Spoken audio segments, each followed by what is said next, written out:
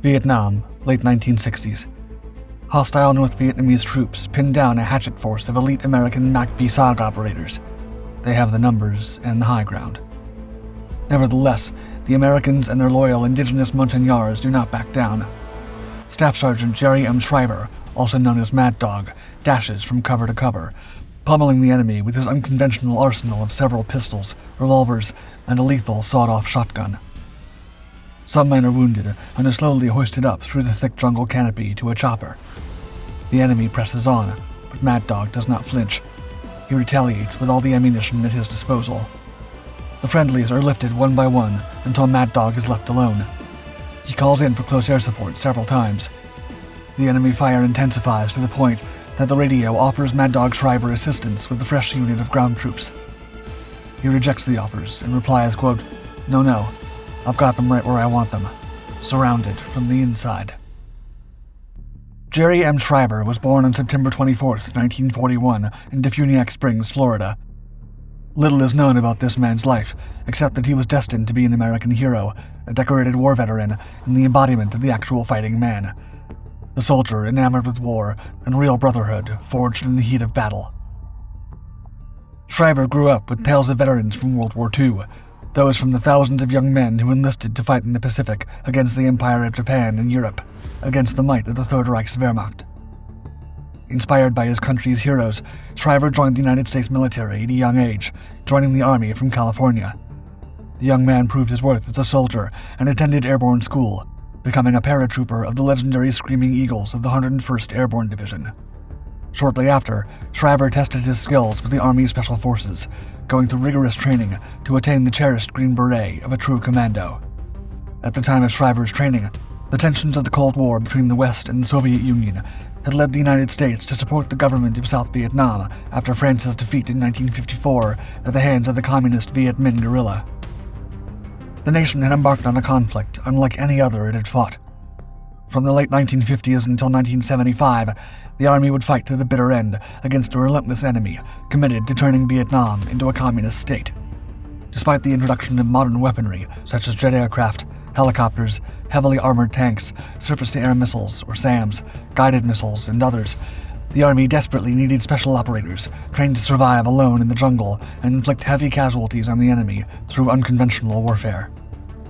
Luckily for Staff Sergeant Jerry M. Shriver, he was one of them, and he wanted in. The thrill of the hunt had possessed him, and the territories of communist-infested Vietnam were about to become his hunting grounds. Jerry M. Shriver of the U.S. 5th Special Forces arrived in Vietnam in 1966. Tall and thin, with a narrow face, the operator had the personality of a man born for action. Future Medal of Honor recipient Jim Fleming would later describe Jerry Shriver as, quote, the quintessential wartime loner, antisocial, possessed by what he was doing, the best teammate, always training, constantly training. Shriver was not amicable to those outside his unit.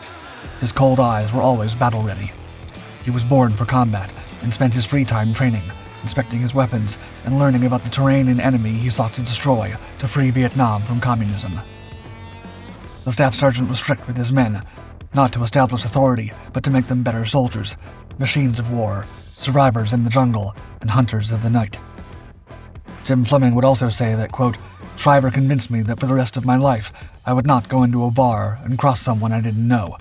The staff sergeant was a lone wolf, who often spent the nights at the NCO's club, drinking a case of beer for himself, waiting for his next mission.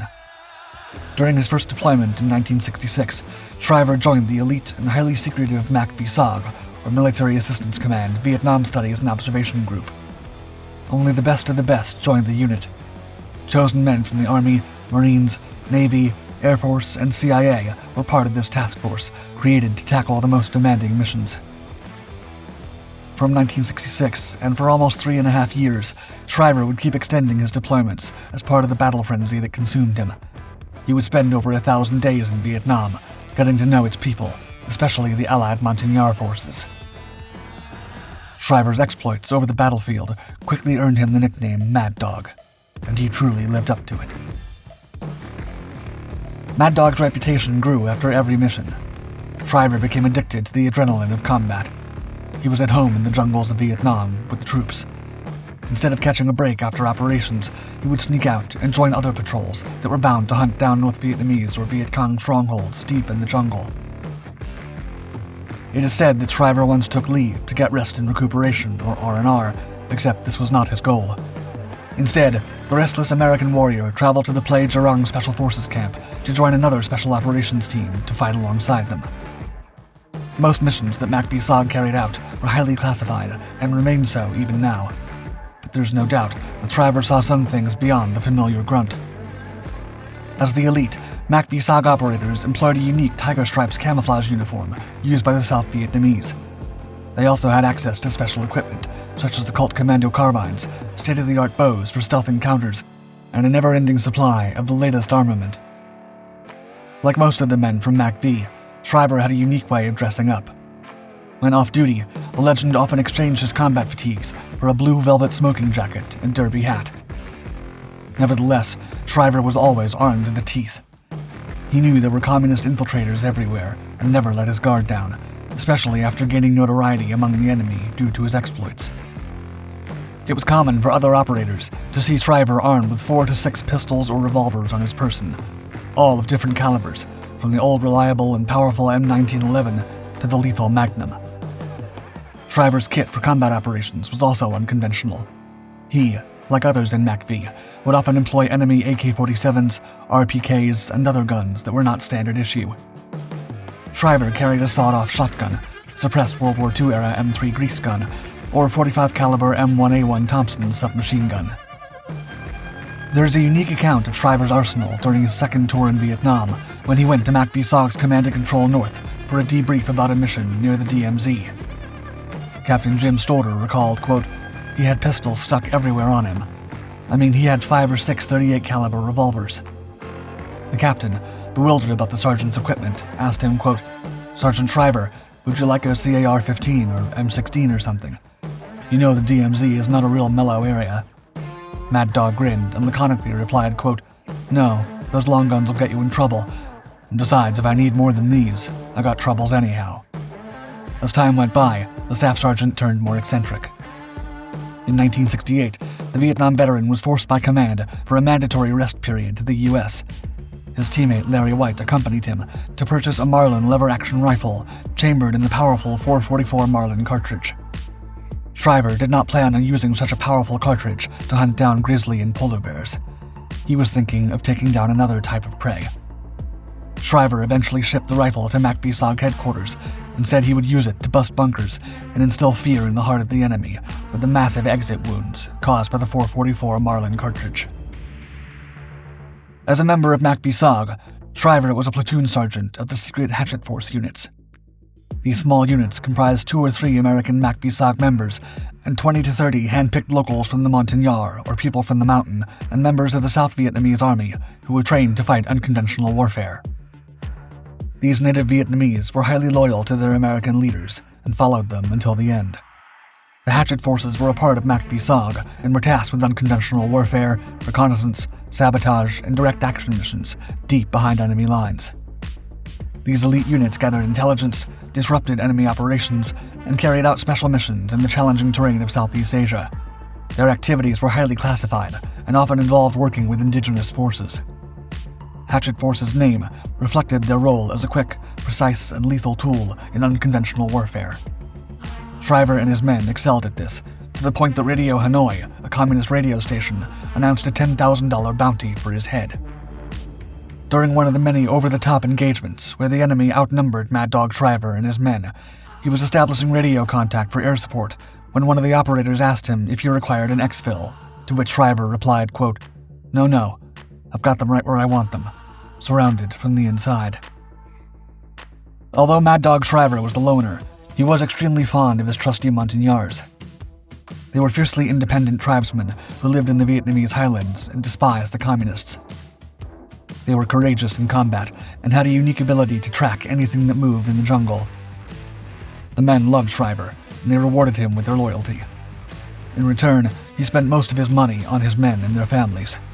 Food, clothing, and other donations were part of Shriver's constant flow of supplies to the mountain people. The Mad Dog spent most of his time with his Montagnards. He lived, ate, and slept inside their barracks. Besides his men, Shriver also had another friend, a large German shepherd named Klaus, whom he adopted in Taiwan. Shriver loved Klaus so much that upon learning of a cruel prank some NCOs played on his dog, force-feeding him with beer, Shriver walked into the NCO club with his .38 revolver and threatened the men. Not a single man dared to step forward and claim responsibility. After 3 years of continuous combat patrols, war began to take a toll on Mad Dog Shriver. He wanted to quit, but did not wish to leave his men and their families to their fate. Shriver felt danger was around the corner, but kept going forward. During the morning of April 24th, 1969, a MACV-SOG company prepared to raid the airfield at Quan Loi, South Vietnam, some 20 miles away from the secret lair of the Central Office of South Vietnam, the main HQ of the Communist forces. B-52 bombers had heavily pummeled the area, and it was now time for Mad Dog and his comrades to clean house. The operators were heavily armed and ready to get rid of the North Vietnamese garrison. Due to the secretive nature of the mission, Shriver and the rest of the MACV-SOG operators were on their own. There was no air support, unless it was essential. Before boarding the chopper with his Montagnards, Shriver turned to one of his friends and said, quote, "Take care of my boy." He felt it was the last time he would see Klaus. One of the Hueys failed and had to turn back, leaving Shriver's 1st and 2nd platoons without valuable ground support. As soon as the men landed, they were immediately pinned down by several concealed machine gun nests. Mad Dog estimated his platoon was surrounded by 6 enemy platoons hidden in the bunkers. It was up to Mad Dog and his Montagnards to relieve the pinned-down men. He radioed the team that he would try to flank the machine gun positions, and immediately got to work. The fearless warrior inspired his loyal mountain men and charged toward the enemy emplacement. They began dashing through a hail of enemy bullets and grenades. Armed with an Uzi SMG, Mad Dog opened fire against the enemy while on the move to protect his troops, and they did the same for him. Once they approached the tree line, Mad Dog gathered his men, smiled at them, nodded, and they all threw grenades before venturing into hostile territory to shoot down the machine gun emplacement. Mad Dog Shriver was never seen again. In the following weeks, Hanoi repeated propaganda pieces narrating how they had finally captured and terminated Shriver, but no proof was ever given. In the following weeks, the military sent a cleanup team to recover the fallen soldiers, but there was no sign of Shriver. He was less than 3 weeks away from finishing his 3rd tour of duty. Mad Dog was 27 years old when he was officially listed as missing in action. True to his spirit, the legend left behind a couple of dollars, his brave shepherd Klaus, and his smoking jacket.